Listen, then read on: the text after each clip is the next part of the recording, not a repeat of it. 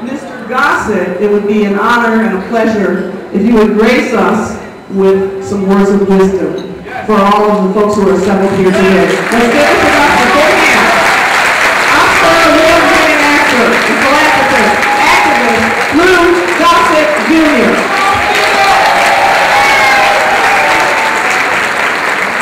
Wow, thank you. What are all these people early in the morning in Los Angeles? It's amazing, you know. How many people here believe in God? All I was saying, you and the listeners are saying, God is good this morning. It's very evident in this room. And when you said the Pledge of Allegiance, that's really truly what it means when I see so many different ethnic people with their hands over their hearts talking about one nation, under God, indivisible, with liberty and justice for all. But the reason for the racism foundation, that we have people in this country, some quite powerful, who put their hands on the hearts. When they take their hands off the hearts, they act another way. And I think that was then, this is now. We have some at-risk children here in this country. Indeed, we have some at-risk children in the world. I'm about to do a film, and one of the lines in the film, he's an angel that comes back because they lost their children, and so they think their life is over. And he says to me, and I say to this couple, you have lost your child, and now you think your life is over. You blame yourself for the loss of this child, so you have now embraced the lie, and you think that there's no way out. And that lie becomes the truth. Now, that's quite similar to some of our society, and some of the movies, and some of the video games that are given to our children. Our children don't know who they are.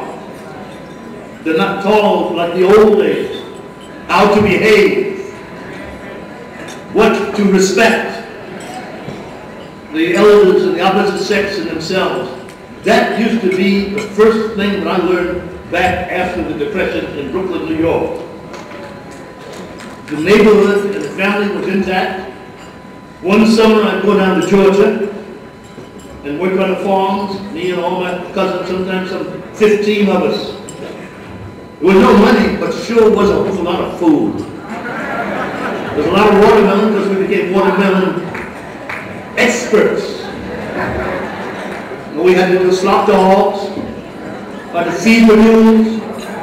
We sat around this extended table in the summertime, worked on the watermelon, the best watermelon in the Eastern Seaboard, by the way. My great uncle, his name was Uncle Governor Stevens. And for some reason, he managed to get 120 acres together. And whatever his secret was, it became the greatest watermelon in Georgia. And the trucks would back up and they put the watermelon on the trucks. They'd go on the Silver Median, the Silver Comet train, and stop at all the major cities all the way from the Eastern Seaboard. So me and my cousins figured that out. We put these thumbprints on the edge, especially the yellow wheat watermelon. You know the yellow wheat watermelon. I got some contemporaries here.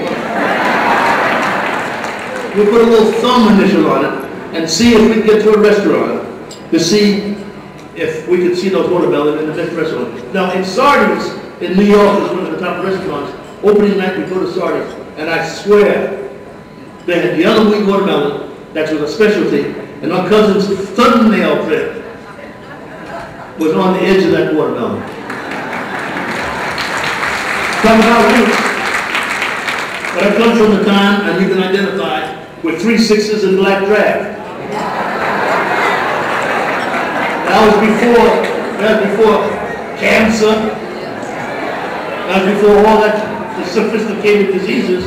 I had a great-grandmother who was freed during, well, the Bible recorded births and deaths in Georgia. And so my great-grandmother's birth was not recorded in the Bible. So we figured, according to crude arithmetic, I was already a young actor on Broadway doing movies when she passed away. So we had to do some crude arithmetic. She was more or less 110, 111, 112 years old. She couldn't spell the word doctor. But when something happened, she had a boil on her neck. She went out in the backyard, and 2 weeks later, the boil was gone. We had a polio scare in New York City, and she went out in the back, and me and her daughters, they put some vile smelling stuff around me and my cousin's neck. And we was the only ones that didn't get polio and diseases. We were very unpopular, but we were the ones that remained healthy. But great-grandma, the matriarch of the family that was intact, with the elder women were in charge of taking care of the children. And anybody younger had to go to work. And if they couldn't work, then they had to stay and take care of the children. So all the women took care of us by hand. From the coal burning stove to the wood and making the biscuits, the culture that came from Georgia. And me and my 17 cousins fought over who was going to get the drumstick and the fried chicken. And we watched the biscuits come out of the oven. We worked hard, and we had hell with me if we didn't take a bath. We knew what a switch was. I was raised in a multi-ethnic neighborhood where they can identify. So if my parents did not get home in time in Brooklyn, New York, at 5:30 when I was hungry, I had a choice. I had to go to this place, 2832 West 35th Street, and have some lasagna. Or go over here, 2842 West 35th Street, and have some gefilte fish. Or go down the street and have some corned beef and cabbage. Or walk a couple of blocks to Grandma's with my fried chicken. I did a lot of walking, you know. But that neighborhood, once again, there was no money, but nobody was hungry. We didn't have the sophisticated toys. The neighborhood was intact, one nation under God, indivisible. So we had one skate. We take the one skate and put the front of the skate in front of a board, the back skate in the back, and put a big wood, and have fun. I remember we didn't have all kinds of sophisticated baseball bats. We had broomstick hammers. And the person who could hit a home run had to hit 3 sewers. I remember a big square on the wall. We'd throw a tennis ball. That was luxurious tennis ball. And we'd throw stripes, and we'd play punch ball and ring-a-lingio. And last Saturday, those people that I shared that with, multi-ethnic, at Beverly Hills High School, at the New York alumni, it was my turn in the battle. So sometimes out here in Hollywood, you forget your history because you're involved in competition and stuff.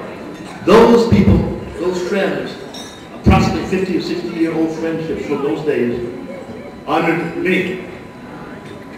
And I was speechless. Started with, of course, Sidney Poitier, who I started with him in Raising in the Sun in 1959.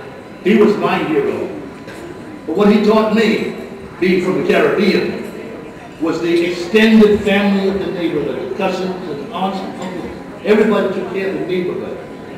I heard a lady that about 10 minutes ago talk about an extra store on Central Avenue.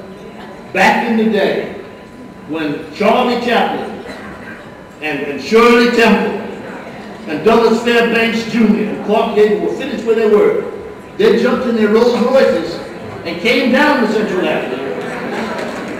They had a good time. Because why? That's where the good food was, the good life, it was safe, and they were there 7 days a week. The richest African American in Hollywood was a man by the name of Stephen Fetchit. Stephen Fetchit was next to Charlie Chaplin and Mary Pickford. They lived side by side. Stephen Fetchit had 12 Asian servants. They had 4 Rolls Royces and 1 Duesenberg. He had 2 phones in his house. One phone, he'd say, hello. The other phone, he'd say, yeah.